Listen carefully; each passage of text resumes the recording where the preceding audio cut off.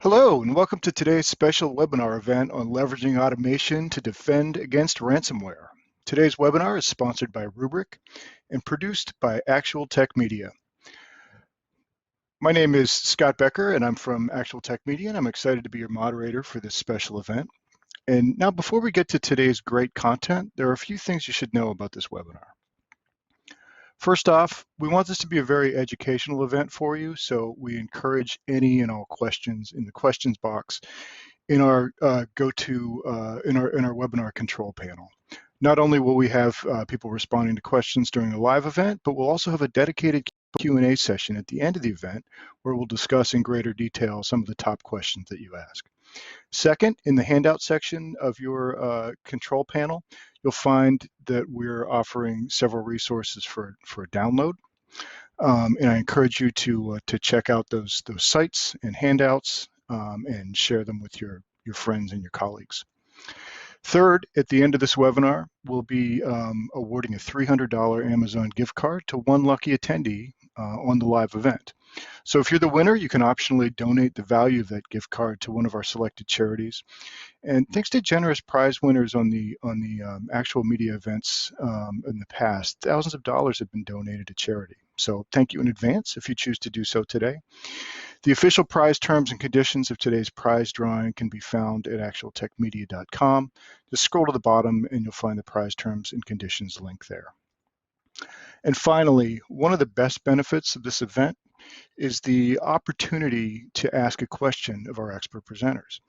So in order to get your fingers off your coffee cup and into your question console, we have a special additional prize for you. There's another Amazon gift card, this one for $50, for the best question. At the end of the event, we'll look at all the questions, pick out the best one, and contact that prize winner. And with that, let's get to today's fantastic content. So Rubrik is going to bring you something special today. In addition to a market overview and ransomware solution details, you're in for a story that's really going to bring some data points to life and a demo. So first, he's a senior developer advocate at Rubrik and a real subject matter expert. Joining us is Jaap. And then kicking off the presentation is senior developer advocate at Rubrik and a great explainer of technologies, Mike Preston. So take it away, Mike. All right, so welcome everybody to Leveraging Automation to Defend Against Ransomware with Rubrik. First up, a little bit about myself. My name is Mike Preston. Been at Rubrik for just over 3 years now, and I work in the tech marketing department. I'm a senior developer advocate, and you can find me pretty much anywhere on the internet at MW Preston. And today I have with me Jaap. Jaap, you want to introduce yourself? Absolutely, Mike. So I've also been at Rubrik for about 3.5 years, and I'm in the same team as Mike. Also all over the internet. The only difference for me is that I wasn't quick enough to get all my accounts in. So some of them have underscores, others don't. So that's about it. Just got to watch out for that underscore. Yep. All right. So as far as how this will go today, first we want to give you a bit of an introduction into what Rubrik management solution is. That way, for those of you that haven't heard of us, we can kind of get on a bit of a level playing field. And from there, we want to take a different approach than that of your sort of standard webinar. So rather than us just going through a list of features and products and then jumping into a demo, instead, today we're going to tell a story. So it's going to be a story about a fictitious company we have here at Rubrik called Zafra Fashion Group, or ZFG for short. And unfortunately, ZFG has been hit by a ransomware attack. So from that point on, Jaap and I will actually become ZFG employees, and we'll walk through the actual recovery process that we would take through a demo. And then we'll just wrap up and take any questions that anyone might have. So first, let's talk a little bit about Rubrik. So Rubrik really is delivering a true platform with core technologies that provide zero trust data management for all your applications. So that means if they're in the data center or in the cloud, it really doesn't matter. And our core platform is really driven by 5 key characteristics. The first is data immutability. And what this is it's an append-only file system that ensures that once data is written, it can't be modified, compromised, or encrypted. Thus, it's protected from things like ransomware attacks. Secondly, we have an SLA domain policy engine within our core. And really what this is it's an intuitive policy framework that makes it simple to define simply RTOs and your RPO requirements. And then you just apply a handful of these policies across all of your applications. So maybe you want to back up, once every 4 hours, we'll keep that for a day. Then you want to take a daily and you'll keep that for a month, and then maybe a monthly that you keep for a year.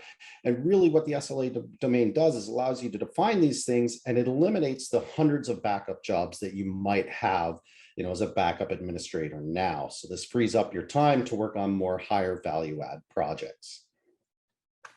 Thirdly, we have something called anomaly detection. So what this does is it automatically discovers suspicious activity on your data, such as ransomware-driven encryption, and it can provide alerts to your IT team so you can quickly, and precisely investigate any security incidents that you might have. Also, we have application recovery, right? This is why a backup system is here. We can take as many backups as we want, but if we can't recover them quickly, then it's kind of useless. Rubrik provides a really rapid recovery process for all your applications and data that you can perform either at a mass scale or simply one file at a time. And then finally is our API first design. This is kind of where Jaap and I live. So really all of those data management services that we have within the core can also be accomplished by calling API endpoints. So this allows for automation and orchestration and integration into existing automation strategies that you might have using all your favorite sort of integrations that you might know about, like Terraform or Ansible or PowerShell or ServiceNow, all of those things. Now, the core platform also involves cloud. So whether that be leveraging lower cost cloud storage to archive your older backups up to that you're maybe just keeping around for compliance reasons, or even if you're 100% a cloud-based company, we also provide that same SLA-based policy protection for those native cloud instances such as AWS EC2 or RDS, as well as VMs running with Azure and GCP. And then sitting on top of this platform is Rubrik Polaris. So Polaris is a SaaS-based application engine that allows us to deliver a lot of the products that you'll see today. So whether that be something we have called GPS for multi-cluster data management, Radar for ransomware remediation, or Sonar for data governance, all of these applications that we're going to show you today are delivered through Rubrik Polaris, our SaaS-based architecture. And all of this, again, is delivered as a unified sort of service-based platform that could be deployed either inside your data center or up into the cloud. So now that we have a little bit of an understanding about Rubrik, let's shift to a story about Zafra Fashion Group. So as far as who ZFG is, well, ZFG is a leading global fashion house that's headquartered in Gravity Falls, Oregon. And, they have multiple product lines, but most of their business is coming from an established flagship product line called Mabel. We have subsidiaries all over the world, and thus we require data protection that can scale and provide that unified management for us. And from here on in, let's sort of reintroduce ourselves as we'll now play the role of ZFG employees. So for myself, I'll be your standard IT operations employee who mainly focuses on keeping the lights on with ZFG, along with a strong focus on backup and recovery as well. And Jaap's going to be our security team member who performs a lot of our incident and threat management. And on top of this, he has a really strong focus on automation. So he's been keen to look at Rubrik's APIs first architecture to see what he can build out of that. So let's take a quick look at the environment so you can have a baseline before we jump into the demo. Well, the production environment really consists of a multitude of applications that are deployed both on-prem and in the cloud to support the organization. We've also deployed Rubrik for a number of options. The first, they want to consolidate their legacy data protection into a single, simple platform. This platform then enables a number of advantages for the ZFG organization. The first, we have data, that immutable append-only file system and zero trust architecture ensures that our backups, once they're written to Rubrik, will never change. That way we can use our backups as they were intended to be our last line of defense. We then have built-in forensics. So with a multitude of metadata that Rubrik provides, we can also leverage those applications called Radar and Sonar to detect and remediate ransomware, as well as analyze the data that's infected for its sensitivity, ensuring that we're adhering to any data regulations that we have in place. We also leverage Rubrik's API-first architecture to build and automate on top of our data management needs. So whether that be leveraging pre-built integrations like ServiceNow or vRealize Automation, Terraform, or Ansible, or just utilizing Rubrik's robust PowerShell SDK to build our own scripts and tailor our orchestration layers to perform exactly as needed. And finally, when the time comes to restore, they leverage Rubrik's fast and efficient instant restore technology to quickly get back up and running when we need to. And, as luck would have it, as I said earlier, ZFG has been the target of a cyber attack. So it really starts with a message from me. I'm saying, Jaap, we're getting some reports of our main file server going down. What's going on here? And Jaap, being a member of that security team, is well aware of the situation. And he says, you know what? All signs are pointing to a ransomware attack. Get those backups ready. We're probably going to need them. And I'm like, since I'm the Rubrik admin, I'm very well aware of some of the powerful capabilities that Rubrik has. And I let Jaap know, hey, there may be some things here within this platform that can help both of us. And Jaap's like, during an attack, anything can help. He's coming over to my desk now as the pressure is mounting to get things back up and running. So that leaves us at the recovery stage. And this is where our demo is really going to start, right? The security team, the operations team, we're getting together and, we're going to do a number of things during the demo. And what are those things? Well, the first, step that we take during the demo is the first step that really anyone's going to take during a ransomware attack. And that's, identifying the blast radius. We'll use Rubrik Radar to see exactly what services have been affected and when that initial infection actually occurred. From there, we'll analyze exactly what data has been affected, and we'll use Rubrik Sonar for this. So that's going to help us make sure that any sensitive customer information that we have is safe, or if it's not safe, it has been exposed, we can report on that and get in touch with our legal teams. Finally, we'll get down to recovery. So we'll recover this main file server that we have, as well as a couple other applications that were affected. And then Jaap, in all his wonder, will showcase a small script that he uses that he can leverage Rubrik in order to live mount point-in-time copies of these production applications into an isolated network, basically providing a sandbox for the whole security team to get in there and poke around and do their triage. So with that, let's just jump into the demo. All right, Mike. So our environment has been attacked, and there's been a couple of services that we know are down, but we don't know the precise scope at the moment. So in my experience, responding to this would be to identify which services are affected and what the blast radius is. I remember that you told me that Rubrik, our backup solution, can help us with this. So how exactly can our backup solution help out with this? That's a great question, Jaap. So, while the core of Rubrik's capabilities really lie within backup and restore, they're most certainly a true data management company, providing all these value-add services such as ransomware detection and remediation. So Rubrik generates a lot of metadata around the data that it's processing, so they really understand, the where, the who, and the what about your data. So it's this metadata that really powers some of the cool services such as Rubrik Radar and different things like that that we have. So how exactly does Radar detect ransomware then? That's another great question. You wouldn't think a backup solution could do that, but Radar basically takes our last two backups or our last two snapshots and it compares them. And what happens is that metadata and data is analyzed. It goes through this crazy machine learning algorithm to look for abnormalities and things that have changed. And by doing this, Rubrik's able to detect, if a large number of our files have been encrypted or modified, and then report back to us on that with a severity level as well, which allows us to take action. Now, beyond that, Radar can actually tell us when these abnormalities occurred as well. So it allows us to really pinpoint the time of the ransomware attack itself. That's so cool. But how can we make sure that our backups themselves are not encrypted with ransomware? Again, another great point. Really, at the heart of Rubrik's Zero Trust Data Platform lies immutability. So what this means is that once our backups are written into the Rubrik platform, they can't be changed, even by Rubrik itself, right? It's all powered by a custom-built file system named Atlas, and essentially data is securely written to backup chains in an append-only fashion. So existing data is really never overwritten.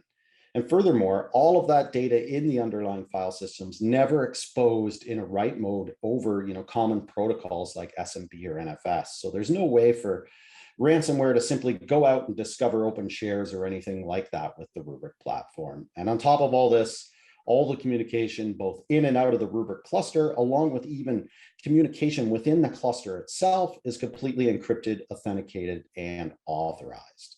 Ah, I see. So essentially, our backups can always be utilized for what they are supposed to be, our last line of defense. Absolutely. That's the whole point. That's why we bought Rubrik. So, things are getting pretty hectic here. So let's actually jump into our radar instance now and see if we can't pinpoint exactly when this attack on us took place.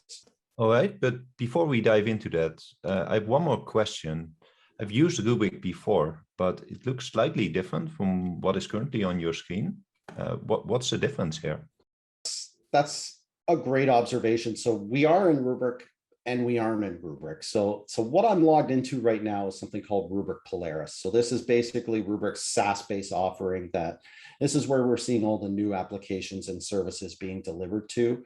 So this first application is called GPS, which basically allows us to manage all of our Rubrik clusters no matter where they are. So you're probably used to logging into a local version of Rubrik's CDM product.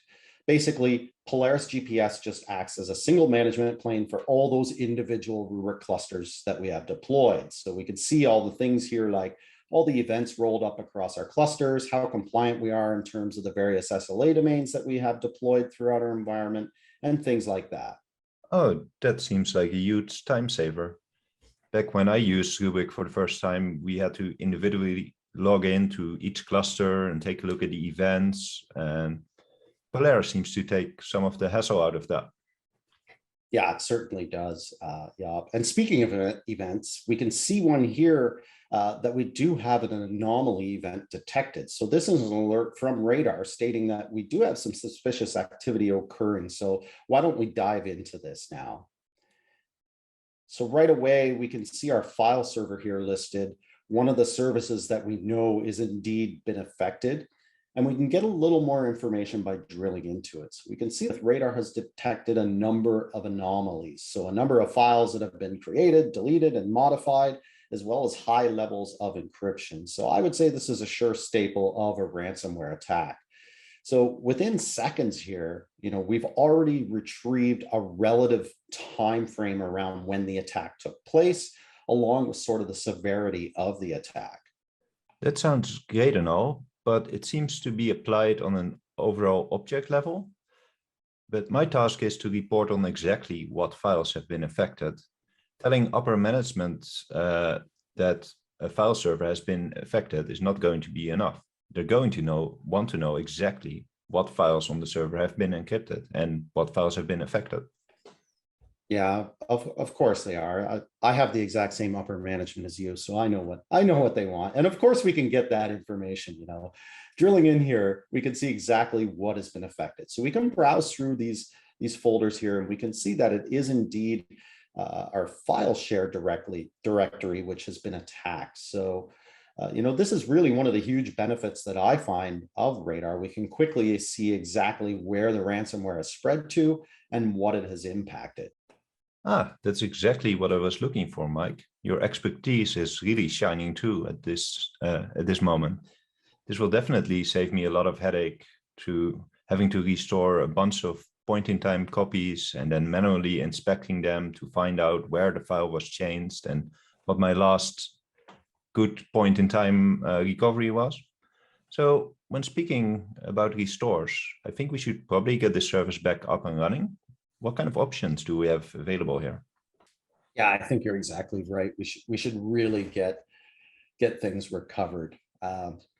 So let's do it. So I'll just click recover snapshot here and walk you through all of those different options that you asked about. So first, we can recover just specific files or folders if that's the route that we want to take. These can be recovered either to the original location or a new location, or we can, simply download them just to our local workstation and distribute them as we see fit. That would be handy. I've in the past been in a number of situations where teams or people needed to access a few files or folders, and it was pretty time sensitive. So that would be a nice way to bridge the gap and keep them happy while I perform the other restores of the lost data. Yeah, for sure, for sure. And we have a number of other options here as well. So we have something called export. So export's a traditional type of recovery where we essentially copy all of the data off of the Rubrik platform, and then we restore it back to our production data stores. But we also have something here called live mount. So live mount is much, much faster than just doing a traditional export. So in the case of a live mount, what happens is the Rubrik platform actually becomes a data store within our environment, and a new VM is created within VMware, and its underlying disks map directly to those backup files located within Rubrik. So basically, this allows us to recover essentially as fast as the underlying operating system can boot. We can also perform live mounts on complete virtual machines or even on individual disks, if we like, of those virtual machines. And then we also have instant recovery. Instant recovery is very similar to live mount as it utilizes a Rubrik platform as a data store, but it has the addition of deprecating our original virtual machine. So it powers that down and marks it, as deprecated. All right. So if I understand it correctly, the main difference between a live mount and instant recovery is really whether or not the original VM is powered off and deprecated. So live mount simply leaves the original VM alone. Can I do more than one live mount at a time, or is it limited to a single live mount? No, absolutely. You can live mount the same point in time multiple times, or if you want to take different point in times of, the virtual machine and live mount them for comparison purposes, you could totally do that. Cool. I can definitely see a use case in that for testing things like patches and upgrades. Just being able to live mount a point in time copy of my application and be able to run the patches and upgrades there rather than testing them out. Rather than applying them without testing them out and rolling them to production. Seems like a great use case. Yeah, you betcha. That's one of the biggest use cases of what I use live mount for within ZFG here, outside of just plain old recovery. And we've also used them for things like running penetration testing against our virtual machines, or spinning up SQL VMs and doing DBCC health checks on our databases and different things like that. Well, in that case, live mount seems to be the fastest way for us to recover our file server and get it back to normal. And honestly, this server hosts some important files powering our payroll processes. So I'd say let's go ahead and recover this server first, as the payroll also affects our status at the end of the month. Yeah, that totally makes sense. I want to get paid as well. So let's go ahead and do it. So I'll just click on live mount. And then we simply just need to select where we want to live mount this virtual machine to. So I can pick one of our ESXi hosts here, and then I can simply just click finish, and Rubrik's going to go ahead and do everything else for us. So the process, is internally automated within Rubrik. So if I look at the event here that's going on behind the scenes, we can see that Rubrik's presenting those underlying backup files as a data store, calling the proper APIs into VMware to create a new virtual machine within our environment utilizing those disks. And the process has started, and it happens really, really fast. So I'm going to jump into our vCenter now and have a look. So I'll just get logged in, and we can take a look at that cluster that the host belongs to and which I live mounted to. And we can see the file server's already been created, and it's already powered on. So let's go ahead and open a console, and I'll log into this machine here. And we just need to browse to that file shares directory, and we can see it's completely back to normal now. So we have no more of those files which are are encrypted and no more ransomware sitting on this virtual machine for us. So it's back up and going. That was really fast. One question though, you mentioned that LiveMount uses a Rubrik platform as a data store. How exactly do we get this data back to our production data stores? Is it just a matter of vMotioning it back, or is there more to it?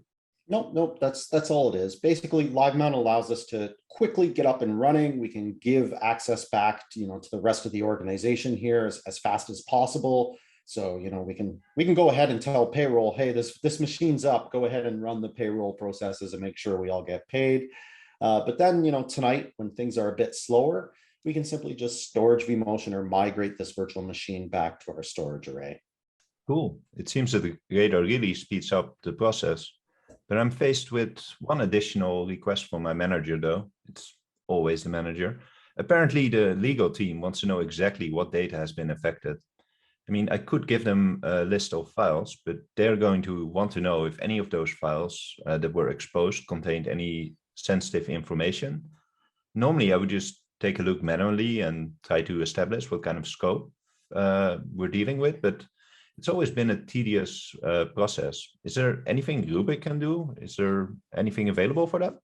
Yeah, absolutely there is, Jaap. I know we have to adhere to a number of different regulations at ZFG.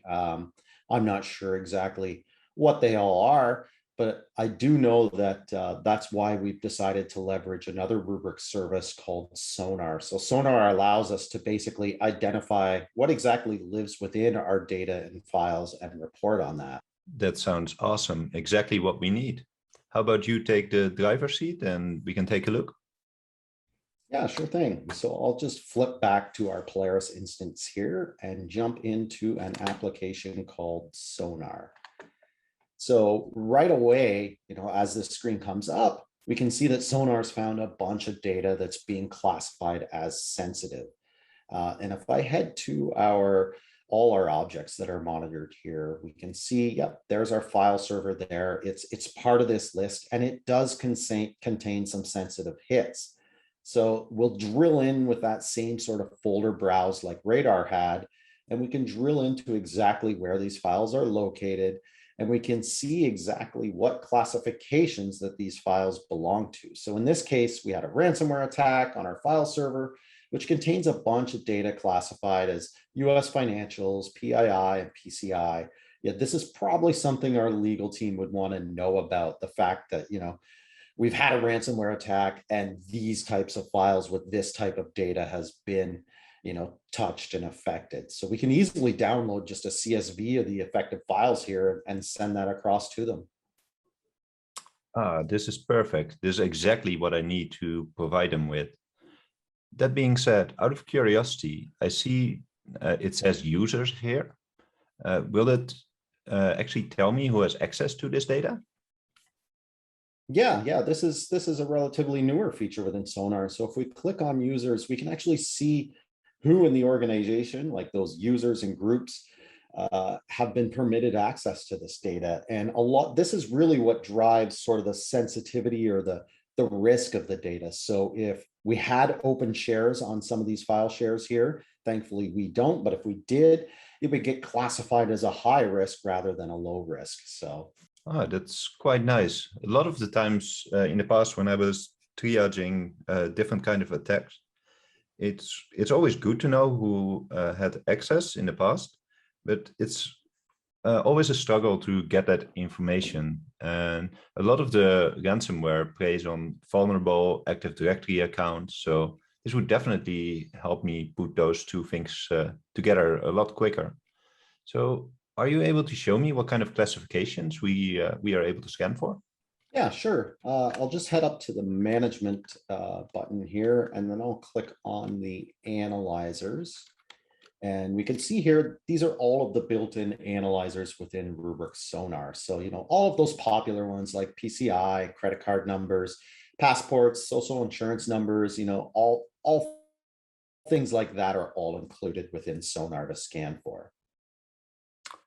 That's great, but I foresee one problem though. We also have our customer numbers that we are legally bound to protect. Is there any way I can add some custom filters in there?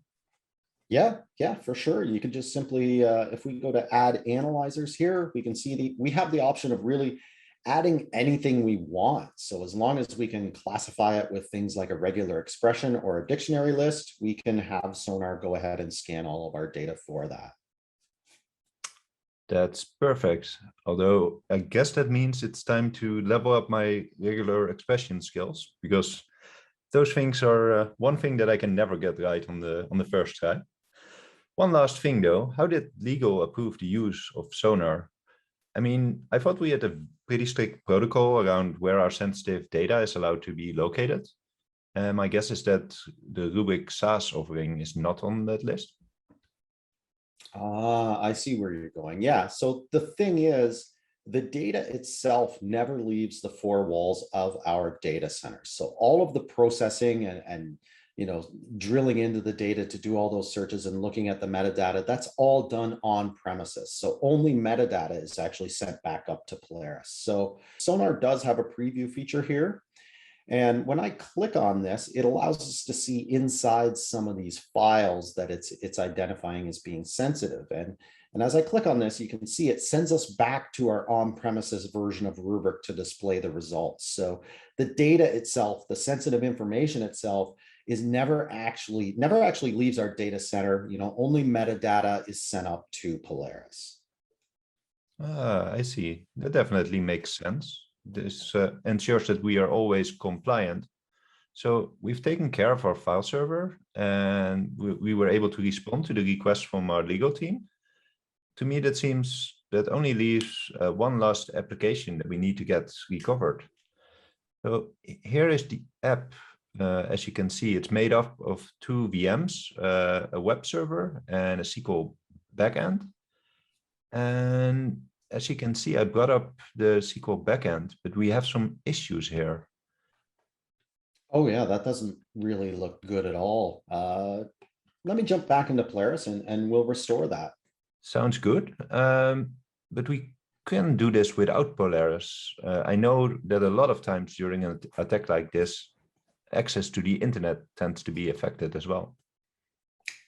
Yeah, good call. You're absolutely right. That's really common. Let's jump into our local instance of Rubrik CDM, which doesn't need internet access at all, and we could do the restore there without having to use Polaris. So I'll just get logged into our Rubrik CDM instance here. Wow, did you just have to enter a second password there? Second password? Oh, you mean the authenticator pin? No, that's our 2FA that we utilize. This ensures that, that simply circumventing an Active Directory account won't allow the bad guys into our backups. You should really have this set up on your account, Jaap. I think I might enable it so you have to have it. But anyways, this is the main dashboard for this Rubrik cluster, and basically we can see an overview of what's happening within our environment here. What tasks are running, what's successful, how much capacity we have left, how our data reduction is performing and whatnot. We can also see a nice little ring graph down in here as to how many VMs that we have, how many are protected, and more importantly, what are we not protecting? Maybe we need to take some action on those. And as far as what we protect, it's not just virtual machines either. If we expand this drop down, we could see we support VMware, Hyper-V, Nutanix, physical Windows, Linux, SQL, Oracle, all of those things, as well as all of our cloud native applications like EC2 and Azure and G. So the two machines that we want to restore, we know they're both vSphere VMs. So I'm going to head to virtual machines here. And then vSphere VMs. So I'll quickly search to narrow my results. I know that both of these start with the ZFG prefix, so I'll filter by that. And there's that ZFG SQL box that had the ransomware screen on it. So let's dive into that. So here we see a nice calendar view showing all of the backups that we've taken of this virtual machine. And let's just move back and select an earlier snapshot that we know isn't going to be infected with ransomware. And we'll click on this little ellipsis here to see our options. Hey, it seems that the options look quite familiar, except for the one that's called in-place recovery. How is that different from what we saw previously?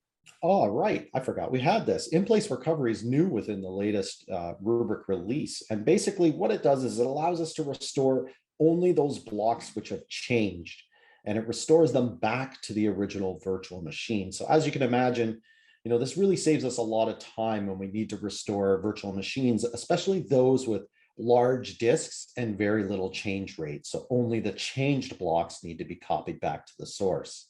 That seems like the exact kind of profile that their SQL server fits into. Do you think we should go ahead with that option? Sure, let's do it. I'll just select in-place recovery here and bring up the wizard. Now, this is going to affect the original source VM. So we can see here in the dialog that we do have the option to keep a vSphere snapshot that refers to the source VM as it stands right now before we do the restore. So Rubrik would have to take a snapshot of the VM before the recovery started, and then afterwards we'd be able to essentially revert back to that snapshot if the recovery didn't work as expected. Is that right? Yeah, exactly. It allows us to essentially roll back our changes if need be. So I'm good with the defaults here. I'm pretty confident that we'll be okay. So I'll just go ahead and click recover. So the task, is kicked off. So like we saw in Polaris, we could drill into it and get a little more information. And as we could see, it needs to restore a little bit of data back to this virtual machine. So what's happening at this point is it's actually powering off our production VM, taking a snapshot, restoring, just those changed blocks back to the production data stores, and then it's going to power it back on and remove the snapshot when it's finished. So we can see that, through a little bit of magic here, it's took roughly a couple minutes to complete. So Jaap, do you want to go check out your VM now? Sure. Just give me a second to get logged on.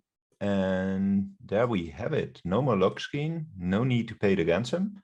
And we've restored to a known good copy directly on top of our production VM. And we are back up and running.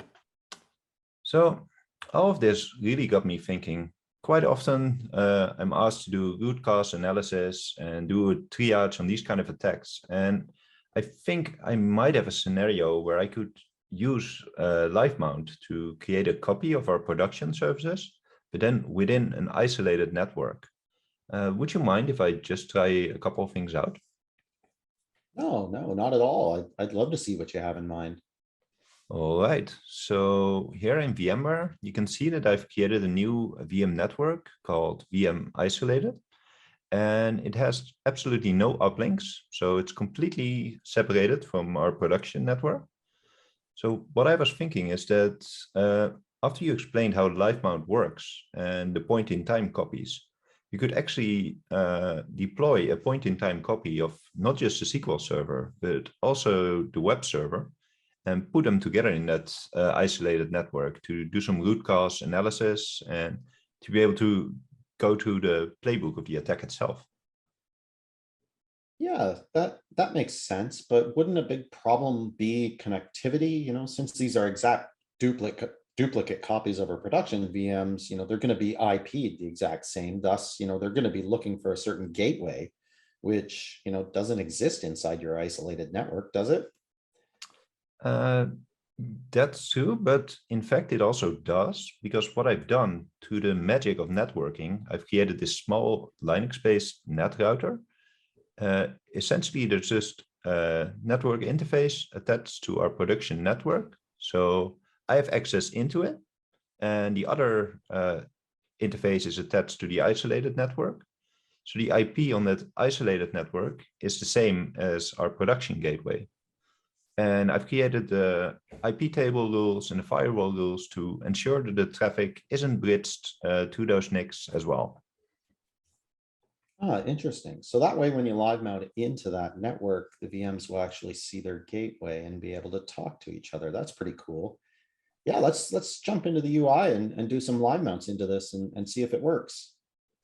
Well, actually, let's stay out of the UI for now, as Rubrik deploys an API-first architecture, which means that there's a number of SDKs, and there's support for automation tools like Terraform and Ansible. And I myself happen to have used PowerShell once or twice. So why don't we take a look at the PowerShell script that I wrote and see if we can use that for this scenario. Sure, that sounds great.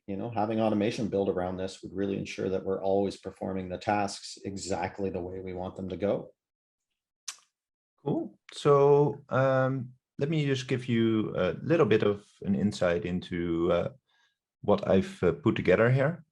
So the advantage of PowerShell is that it's quite easy to read. So what you can see is I just use a number of commands. So I get the information about the different snapshots, and then I pass it on into the new Rubrik mount command. So we can deploy these live mounts. So as you can see, I'm going to this step 3 times. So I'm starting off with the SQL, the web server, and then I'm also adding in a domain controller as well. Why are you adding the domain controller? Is that really needed? Well, the VMs are domain joined, and they'll need to be able to access a DC for us to be able to log in. Remember, they are in this isolated network, so we have to provide the entire stack of what the application needs to run. And you can see right now that while I answered your question, the script has already finished. Wow, that was really fast. Can we check out that isolated network then and actually see if it worked? Yeah, absolutely. So what I'm going to do is I'm just going to jump into the web server, log in, and look at that. Boom, it worked. That's super cool. You basically just made an entire point in time copy of, an application that requires 3 different servers in basically the time that you walked through to tell me about the script. That's pretty neat.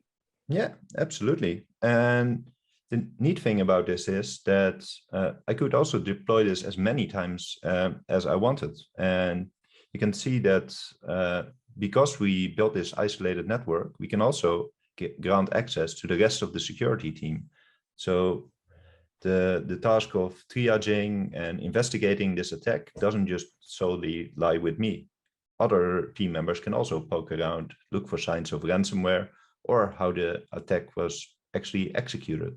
Because there's always going to be a lot of artifacts and log files that might have been available at a certain point in time before the attacker or the malicious payload tried to remove those traces. Yeah, that's cool. And the best part is, if you and the rest of the security team don't really find anything, you could just probably rerun this script with, different restore points and keep doing that until, you actually find the point in time where you can see how the attackers and stuff really got in. That's really neat. Yeah, that's correct. And that is not the only tool that we have available, because the other tool we have available, there's this other endpoint we have that we can take a look at the different versions of a file that are available. So based on that, we can already select which kind of snapshot we want to use. Wow, that's super cool. So really, inside of an hour, we've essentially utilized, Rubrik radar to determine the blast radius and pinpoint exactly, what services the ransomware has affected. We've used Rubrik Sonar to identify, all of our sensitive data that's been exposed, and we can report that back to our legal team, make our managers happy. And most importantly, we've used a number of different restore mechanisms to get our services here at ZFG back up and running, as quick as possible. And, the best thing is, we're going to get paid this weekend. So yes, I think you hit the nail on the head there. And don't forget, we've also developed a reusable script that our security team and other teams within our department can use to duplicate any part of our production environment, but in an isolated network. So they can run root cause analysis, but also do a variety of testing without affecting anything in production. Awesome. Well, let's pass the mic, back to Rubrik Mike and Jaap, and ZFG Mike and Jaap can go and, take a break, because I think we've done enough work here. Hopefully, we've illustrated through the fictitious company of ZFG just how powerful the Rubrik platform can be. We saw how they took advantage of all the core functionality within the Rubrik platform. We saw the power of data immutability and zero trust. How they were able to be sure that they could easily restore with confidence, knowing that their backups were 100% consistent as the day they took them. We saw how Rubrik's powerful policy-based SLA engine enabled them to simply set up their data protection constructs and apply them across all their workloads, no matter where they lived. We saw how the Rubrik platform and its intelligent metadata engine allowed for things like anomaly detection and data governance through the deployment of SaaS-based applications as a value add to the ZFG environment. And of course, we saw just how powerful an API-first architecture can be, enabling them to create and orchestrate tasks that leverage the Rubrik platform and integrate those into other business processes across all departments within the organization. Rubrik truly did give CFG the ability to leverage a platform that provides complete data availability, security, compliance, and governance, all from a single software platform designed for both on-premises and their cloud environments. So with that, let's open it up to any questions that you may have. All right, great. So, Mike and Jaap, nice presentation. I'll echo what Jorge from the audience said, which was nice demo and presentation. But really appreciated that story-based walkthrough and the demo, and definitely helped me understand how Rubrik features apply to the real challenges of a ransomware attack and in a sort of realistic sequence of events there. But let's get to the questions. So the first one. Is there any documentation or guides on how to get started automating against Rubrik? No, I can't hear Jaap. Anyways, Yeah, I can can. you hear me? I can take it. All right. So, yeah, absolutely. There's, being a developer advocate. That's a big part of mine and Jaap's job is enabling people to build around Rubrik, and Rubrik Build is sort of our developer portal. So it's build.rubrik.com, which has, a ton of different projects and things that have been uploaded there for anything from, how to configure cloud to integrate with Rubrik to, performing backup validation with PowerShell and different things like that. So I'd encourage everyone to go to build.rubrik.com. And if you're interested, there's a Slack community as well where you can join and get access to the DevRel team, our tech marketing team, as well as, some engineers and different people like that. So that links on build.rubrik.com as well. Okay, super. Next question from the audience. Rashab is asking, what are the controls that can be implemented to avoid and trust that they won't back up infected files? And the person says, as you can imagine, this can cause issues if not uncovered after recovery. So I guess I'll kind of answer this, in some ways. There really is no control. So, as far as Rubrik's concerned, we're going to take a backup of your production environment as it stands, right? So if those files are infected, we're obviously going to back up those infected files. So the biggest thing about Rubrik is, though, when those files weren't infected, so when we did take a backup of those files when they weren't infected, they're never going to be changed again. So that will remain immutable. You're always going to be able to go back to that known good restore point. And hopefully, you leverage things like Rubrik Radar, which is going to alert you when, things start to go awry, and, it'll alert you when, things start to happen, such as huge change rates and different things like that. Okay, nice. On the topic of Radar, is there any way to restore applications at scale if Radar detects that many of them have been affected? Yeah, there definitely is. Through Rubrik Polaris, we also have an application. It's called AppFlows. And what that does is it allows you to essentially create DR plans, or blueprints, as we call them. So you basically, define your blueprint, like, these are my applications. This is how they need, these ones need to boot first, these ones second, and then the third, can be the rest of your environment. And essentially you just execute those blueprints. So, it can go and and copy from VMware to VMware. So if you have another VMware environment that you want to fail over to, it can do that, as well as VMware to AWS. So if you want to look at, sort of doing some DR to the cloud, that's coming as well. Okay, super. Ned is wondering, or is asking if you guys can explain how Rubrik's integrated SecOps system feature provides data forensics into the scope of a ransomware attack. Sure. That's a great question. So, yeah, basically the way it works is, it takes sort of these two snapshots or the two backups and, compares them to each other. So it looks for a lot of things within the metadata, and analyzes several different sort of file properties, I guess you would call them. So it looks at things like, file change rates, abnormal system sizes and different changes, and it runs these all through a machine learning algorithm. And there's a great paper on our website that sort of talks about that machine algorithm and why we chose the one we did.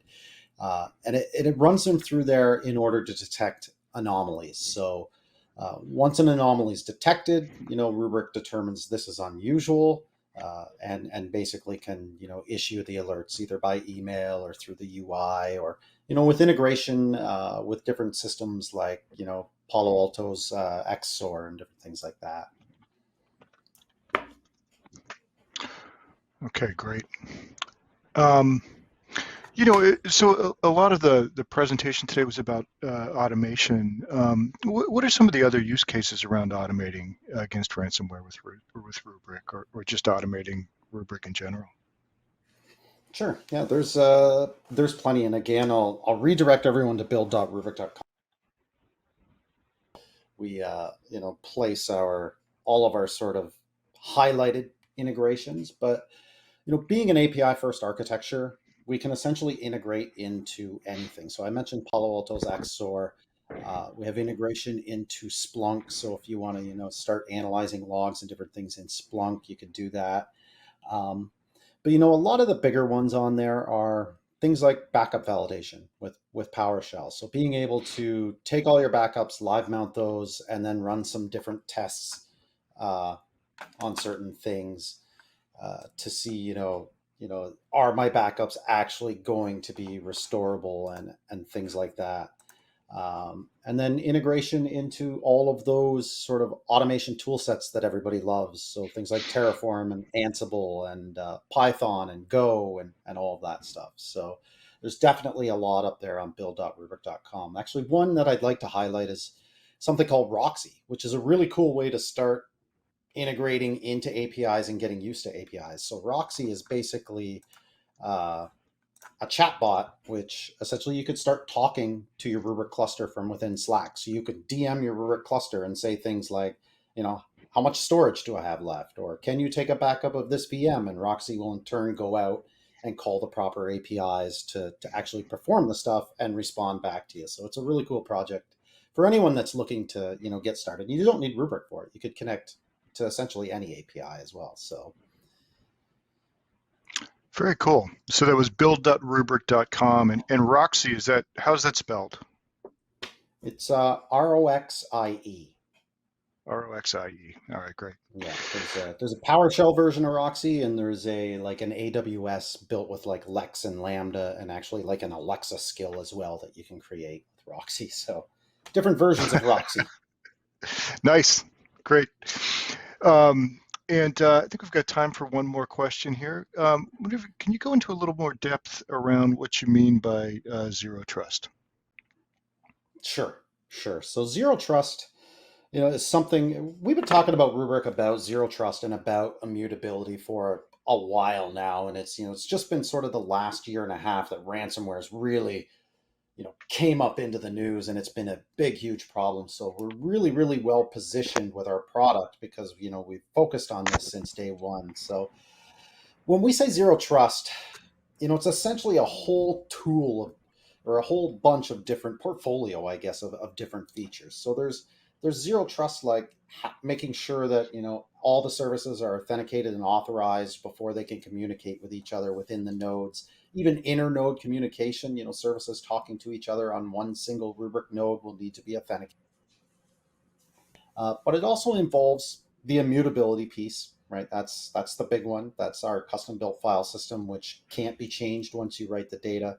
But it also includes things like RBAC, right? Being able to really, drill down on permissions as what you want to give your Rubrik users. Like maybe you can only manage databases and the backup of databases and things like that.